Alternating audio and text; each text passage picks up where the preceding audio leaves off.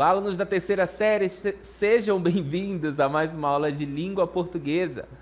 Eu sou o professor Rodrigo Ribeiro, como vocês já me conhecem, e essa é a nossa aula de número 10. Vamos ver o que teremos como objeto do conhecimento. Conhecimento de obras literárias das literaturas brasileira, portuguesa, indígena, africana e latino-americana. Conhecimento das estruturas de compreensão, estilos e discursos das referidas literaturas. Como detalhamento, análise literária de obras das literaturas brasileira, portuguesa, vejam que está em destaque aí, indígena, africana e latino-americana, para elaboração de crítica literária, embasada nos conhecimentos de estruturas de composição textual, estilos de época, estilos pessoal e aspectos discursivos dos diferentes gêneros textuais, utilizando as diferentes linguagens e práticas culturais, respeitando as diversidades e a pluralidade de ideias dentro de princípios e valores fundamentados na democracia, na igualdade e nos direitos humanos. Muito bem. Como eu frisei para vocês, está destacado aí a palavra indígena. Então é isso que nós vamos ter na nossa aula. Vamos falar de literatura indígena.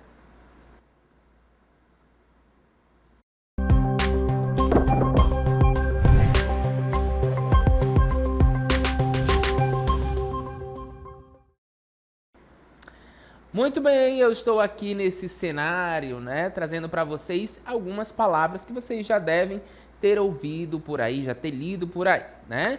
Então vejam comigo, acompanhem aqui essas palavras que estão surgindo, né, palavras de origem inglesa, de um lado, né, e palavras de origem indígena, seria, professor? É isso que nós vamos ver, olha só. Like, download, notebook, crush, delivery, bike, e-mail, play, fashion e fake. Algumas palavras aí da língua inglesa. Nós temos também outras palavras: tapioca, curumim, carioca, pindaíba, jururu, pipoca, inhaca, jacaré, capenga e pereba. Outras palavras que vocês também já devem conhecer, né? Já devem ter tido contato em algum determinado momento. Então, olha só, as palavras indígenas, né, que nós acabamos de ver aqui, elas são de origem tupi, tá? Uma dentre as cerca de 350 falas no Brasil que sobreviveram ao processo de colonização iniciado em 1500 e que formam o português falado no país. A contribuição dos povos indígenas para a cultura brasileira, como o hábito de tomar banho todos os dias, dormir em rede, comer farinha de mandioca, né? Nós temos a contribuição aí dos povos indígenas para a população brasileira, né? Então, vocês viram aí que essas palavras, elas fazem parte do nosso cotidiano também. Palavras, assim como as palavras de origem inglesa, nós temos palavras de origem, né? Palavras de origem americana, nós temos palavras de origem indígena também, que está incorporado no nosso vocabulário. Muitas vezes a gente prefere utilizar ali palavras, né, estrangeiras por achar mais bonitas, sendo que nós temos uma rica cultura, né, rica linguagem dos nossos irmãos indígenas, né, que está incorporada aqui no nosso vocabulário, certo? Então vamos ver agora algumas palavras, né, de origem indígena, né? Vamos ver algumas aí como que elas se desenrolam. Olha só. Outras palavras de origem indígena, na verdade, né, que estão incorporadas no nosso vocabulário. Olha o açaí, né? Aí da forma que nós falamos e a forma, né, como na linguagem indígena, né? E o açaí é o fruto que deita água, que chora, que dá sumo, né? O açaí, ele dá aquele sumo, né? Quando a gente esmaga ali ele para tirar o vinho, né, que a gente fala o vinho do açaí, ele tem esse sumo, né, que sai. Olha o capim, olha só como é que na linguagem indígena, né? Ca-api, né? Ca é o mato e pi é um adjetivo de fino, delgado. Então, é um mato fino, capim é um mato fino. Vamos continuar. Jerimum, né? Então, iurumum vem do tupi e significa abóbora, né? Nós sabemos aí, então, que na linguagem indígena nós não temos a letra J, né? Então é trocada pelo I ou pelo Y. Então, iurumum vem do tupi e significa abóbora, né? Por fora a gente fala, né, abóbora, não. Aqui a gente chama de jerimum, é o nosso jerimum. tá? Em muitos lugares também é conhecido como Jurumu, mas a forma correta é o Jerimum, tá bom? Mandioca, né? Aí nós temos a mandioca com K, que oca é casa de mani. Essa é a que na cultura indígena deu origem à planta, certo? Pitanga, né? Pitanga é escrita com Y. Pitanga é algo que tem a cor vermelha. Vejam que todos esses significados, eles são aí, né? Fazem referência a esses nomes que nós estamos falando. E essas palavras, elas estão incorporadas na linguagem indígena, né? Na nossa linguagem, na verdade. Samambaia, né? Vem Sama-ambaia. Significa algo trançado de cordas e faz referência às raízes da planta.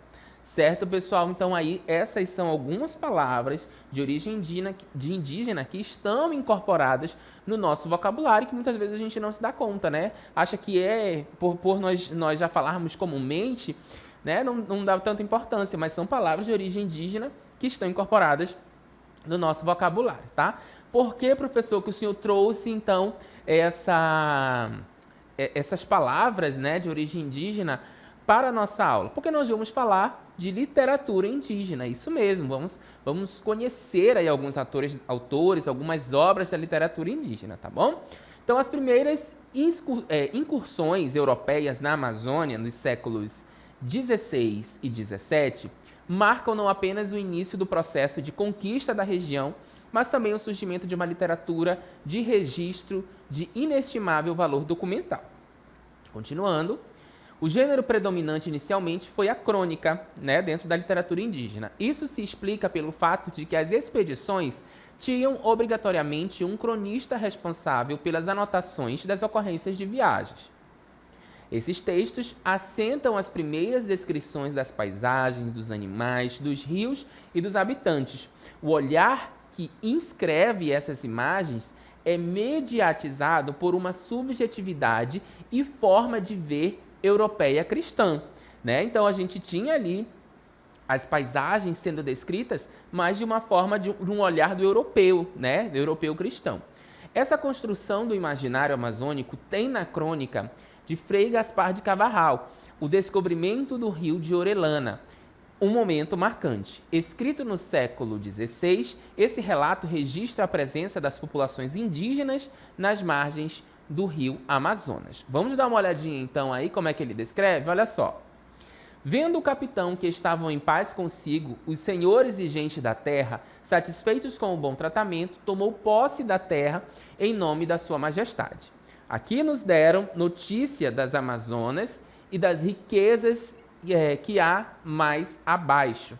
E quem o fez foi um índio chamado Apária, velho que dizia ter estado naquela terra.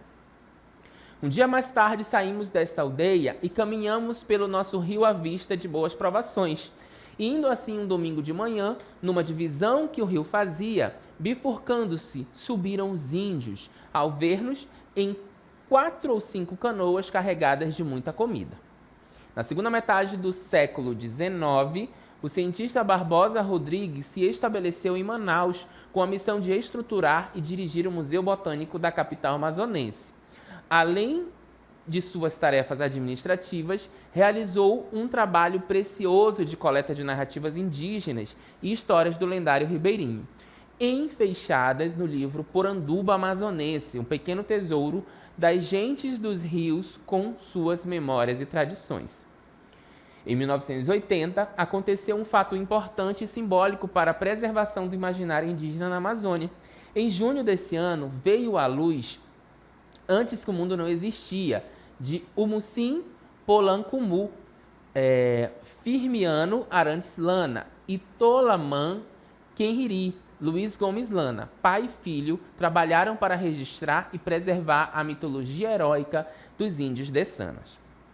Organizado pela antropóloga Berta Ribeiro, esse livro, exemplo da teogonia de Exído, registra a história da criação do mundo e os mitos desse povo do Alto Rio Negro. Na história da antropologia brasileira, esta é a primeira vez que protagonistas indígenas escrevem e assinam sua mitologia, né, gente? Então, olha só, Firmino e Luiz Lana, né, que são indígenas aí, eles escreveram e eles assinaram nessa mitologia. Olha só essa divisão bem importante dentro da literatura indígena, porque antes eram pessoas, né, de outras culturas, outras nacionalidades escrevendo sobre os indígenas, e agora nós temos indígenas escrevendo sobre indígenas. Então, Firmino e Luiz Lana, eles inauguram uma nova tradição na literatura brasileira. A presença dos escritores indígenas testemunhando e escrevendo na tradição cultural brasileira a memória de seus povos. Então, a nossa literatura indígena que nós vamos trabalhar hoje é indígenas escrevendo para indígenas. Essa é a literatura que nós queremos. Essa é a literatura que nós queremos estudar, que nós queremos ler, que nós queremos conhecer, né? E não de outras pessoas falando sobre nós. Nós queremos nós mesmos falando, nós amazônicos, nós indígenas, falando de nós. Então, essa experiência teve consequência e novos autores indígenas surgiram no Amazonas, com obras que registram os relatos das tradições míticas de suas etnias. Então, a questão da mitologia ela é muito presente, né, na literatura indígena, ela vai aparecer bastante. Então, a mitologia tariana, ó, de Ismael Tariano, mito tucano, 4 tempos de antiguidade, de Gabriel Santos Gentil, Maraguapeiara, história do povo maraguá, dos jovens maraguais Iaguaré e Yamã, Elias Iaguacã, Uziel Guaianê, Irone Uassiri Guará, Baiá, Comu e Iai, os pilares da identidade indígena do Uapés, né, que é um rio, do Porão Israel Fontes Dutra e seu pai Iuco Avelino Dutra, da etnia Tuiuca. O livro Canumã, Romance Munduruku, de Itanagé Coelho Cardoso, segue essa trilha, né? Então, olha só quantos autores e obras indígenas nós temos. A presença desses escritores no cenário literário nacional é um marco. Então, dispensam os intermediários e se tornam porta-vozes de sua gente, que eu acabei de falar, assumindo assim uma posição de protagonista de suas tradições e guardiães da memória ancestral. Entre esses criadores, o trabalho de Daniel Munduruku tem merecido a atenção dos leitores e conquistado reconhecimento e acolhida entre os leitores. Em outras regiões do país, né, fenômeno semelhante ocorreu com a emergência de escritores indígenas talentosos e uma produção intensa de obras marcantes que registram e testemunham a memória ancestral de suas gentes. Tá? Esse texto, gente, ele está no livro Estudos da Literatura no Amazonas, de Tenório Teles e Antônio Paulo Graça, certo? De 2021, que traz aí, né, essas evidências da literatura indígena e alguns autores, né, que estão bem fortes aí, indígenas, que escrevem, né, sobre a sua memória, suas tradições, certo? Então nós vamos conhecer um pouquinho melhor os nossos autores indígenas, tá? Vamos saber quem são esses autores indígenas. O primeiro deles é o Iaguaré Yamã, que nasceu em 1973, no interior do Amazonas. É filho do povo Maraguá, por parte de mãe, e do povo Sateré Maué, ou simplesmente Maué, por parte de pai. Seu nome significa clã de onças pequenas. Olha só que interessante, né, o significado do nome. Formou-se em Geografia pela Universidade de Santo Amaro, na cidade de São Paulo, onde morou por 6 anos, certo?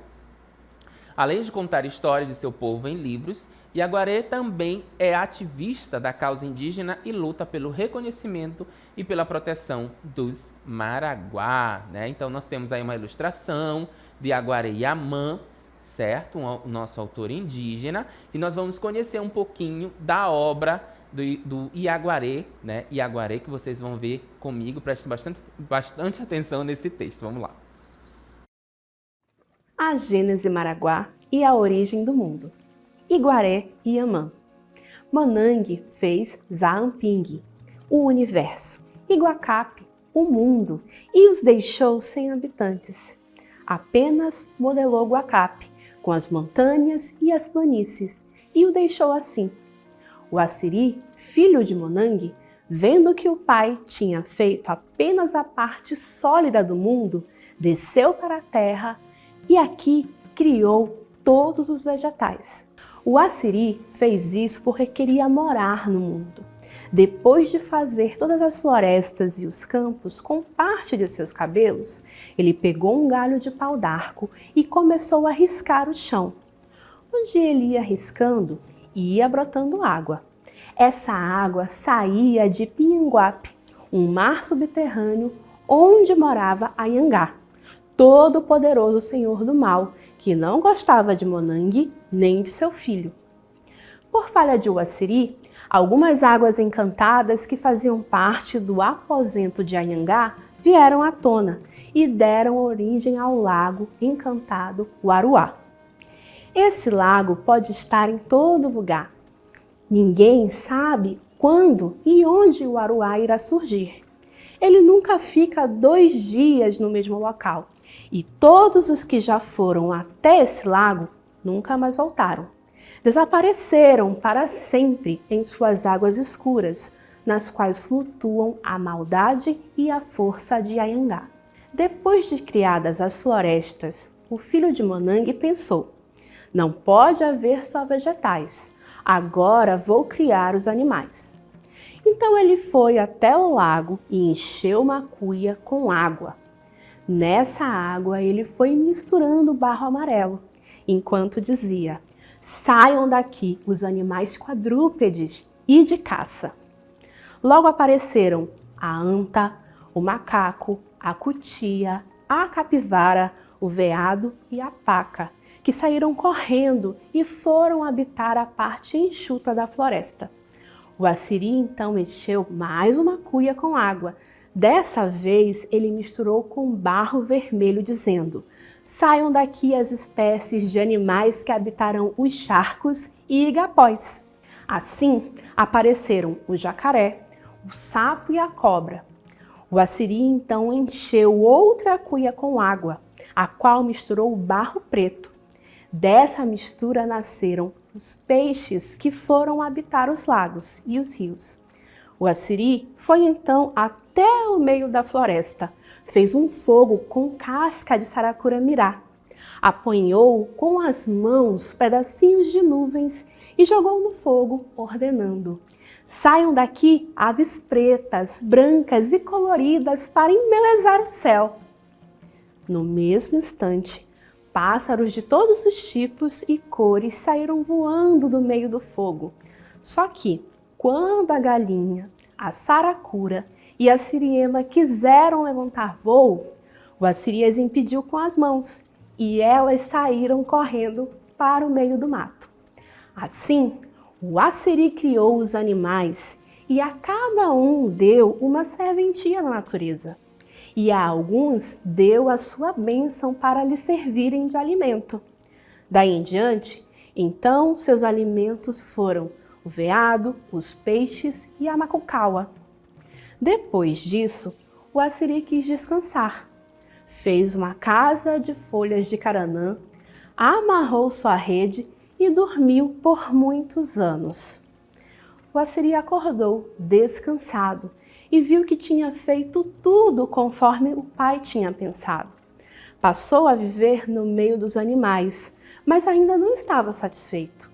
Um dia, sentindo-se sozinho, pegou muitas sororinas e muitos jacamins, reuniu-os na margem do Paraná do Urariá e os transformou em gente. As sororinas transformaram-se em mulheres e os jacamins em homens. Assim surgiu a raça humana. Então, Uassiri ficou muito feliz. Com o tempo, essas pessoas foram se modificando e se juntando em grupos para povoar a terra. Dos irmãos Iacumã, Ucumã-Ató e Aiuã Muassauê, surgiu o povo Maué. De Airu e Caru-Saicaibê, surgiu o povo Munduruku. De Baíra surgiu o povo Parintintim e os outros povos, como os Arara e os Arapium.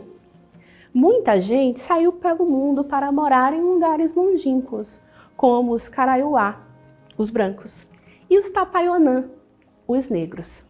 Mas Uassiri não queria ficar sozinho de novo.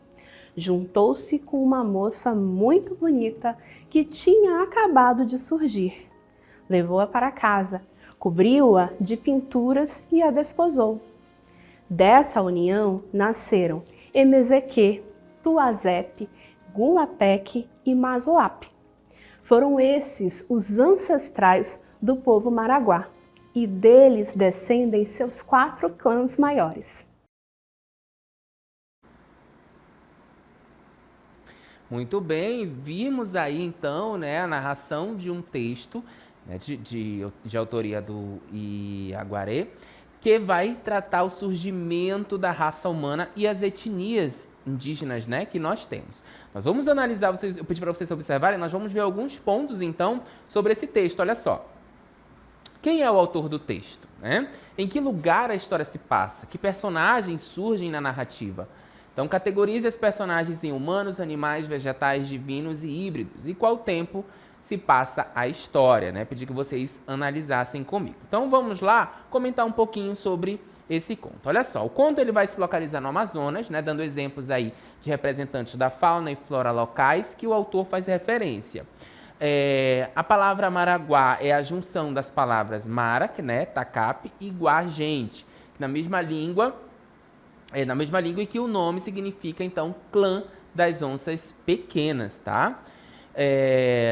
Nós temos aí alguns pontos a serem analisados também, que são os materiais que vão surgir nas florestas, né? Os quadrúpedes, os animais, né, dos charcos, os peixes, as aves, os homens e as mulheres. E aí nós temos ali naquelas duas últimas questões, né, algumas situações que nós temos que repensar da origem desses animais. Né? Então, não seria possível considerar ali todos híbridos a partir dessa narrativa? Né? Será que haveria uma mistura ali? Com esse conto, a gente entende ali, né, que nós passamos por transformações, os animais passam ali, os personagens, até chegar numa condição em que nós nos encontramos atualmente. E que mesmo nós sendo pessoas, né, pessoas, todos nós guardamos alguma relação com a natureza, né, mesmo que nos distanciamos em relação com o passar do tempo, certo? E aí a última questão ali, né, que traz sobre a questão do conto mesmo, esse tempo da narrativa ele é antigo, né, aquele em que os seres foram criados ou em que os seres divinos conviviam com seres humanos, né? A gente tem aí alguns relatos sobre essas questões. Então, olha só que conto interessante, se vocês puderem revisitar essa narrativa, né? Seria muito interessante do Iaguaré, tá bom? Vamos conhecer outro autor? Olha só, Ailton Krenak também, muito famoso, tá? Ailton Alves Lacerda Krenak, do povo Krenak, nasceu em 1953 no município de Itabirinha, em Minas Gerais. E aí nós temos aqui algumas capas, né, dos principais livros do nosso autor, né? Futuro Ancestral, A Vida Não é Útil, Ideias para Adiar o Fim do Mundo, né? São algumas das capas que nós temos.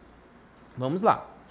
Na juventude, Ailton foi morar com a família no Paraná, onde passou a exercer a profissão de jornalista e produtor gráfico. A partir da década de 1980, começa a atuar no movimento indígena. Em 1985, funda o Núcleo de Cultura Indígena, organização não governamental dedicada a promover a cultura indígena. Em 1988, participa da fundação da União dos Povos Indígenas.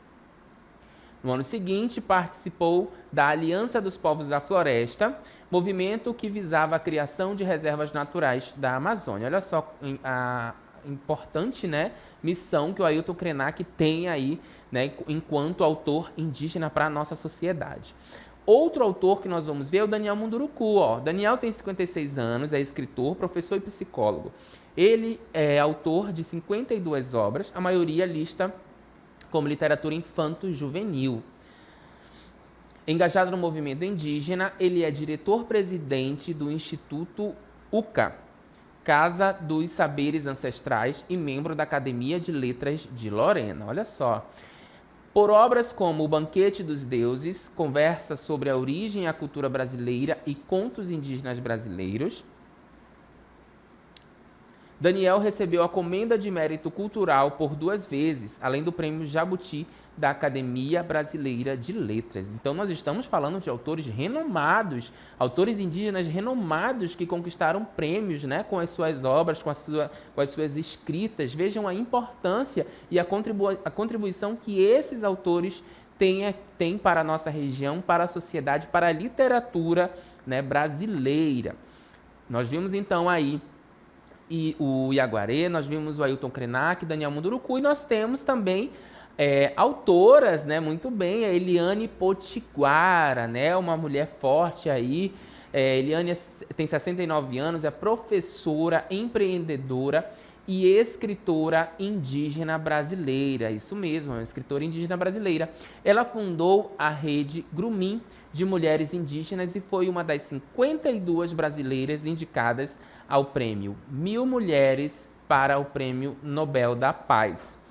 Entre as suas obras mais famosas estão A Terra é Mãe do Índio, Acajutibiru, Terra do Índio Potiguara, Metade Cara, Metade Máscara, O Coco que Guardava a Noite e A Cura da Terra, né? Então, vejam que a Eliane Potiguara aí também tem obras bem relevantes para, né, a nossa literatura, para a nossa sociedade, contribui aí com a literatura da nossa sociedade brasileira. Vejam que todos esses indígenas que nós trabalhamos têm obras relevantes dentro da nossa cultura, da nossa literatura, de etnias diferentes, e aí nós, enquanto leitores, podemos conhecer melhor, né, a memória desses autores, desses povos, dessas etnias, né, as tradições que esses autores eles colocam nas suas obras, tudo fazem parte. Então, vejam o marco que nós temos, né? Antes nós não tínhamos autores indígenas escrevendo sobre suas memórias e tradições, nós tínhamos pessoas que escreviam sobre esses indígenas. Hoje não, nós temos os indígenas escrevendo sobre eles, sobre suas memórias e tradições. Tá bom, gente? Então, espero que vocês tenham gostado da nossa aula, né? A aula super interessante. Revisitem, né, esses autores, as obras desses autores, se vocês quiserem conhecer um pouco mais, né, conhecer sobre as memórias e tradições dos nossos povos indígenas, né, das nossas etnias, certo? Eu vou ficando por aqui e eu volto numa próxima oportunidade. Até lá. Tchau, tchau.